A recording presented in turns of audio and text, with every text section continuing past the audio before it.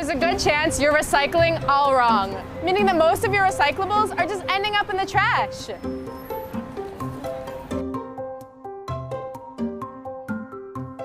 Plastic bags should never end up in anyone's household recycling.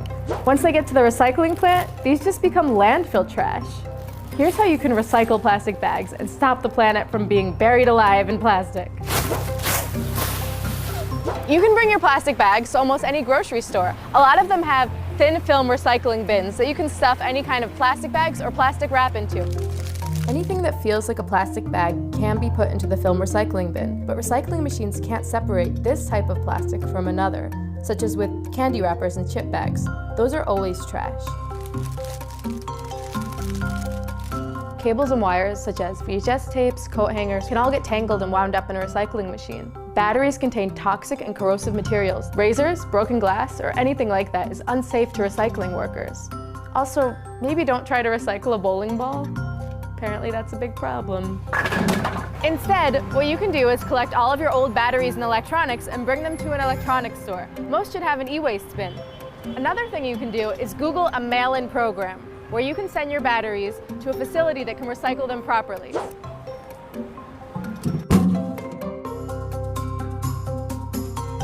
Over 50% of recyclables end up in landfills. This is one of the biggest problems that recycling plants face.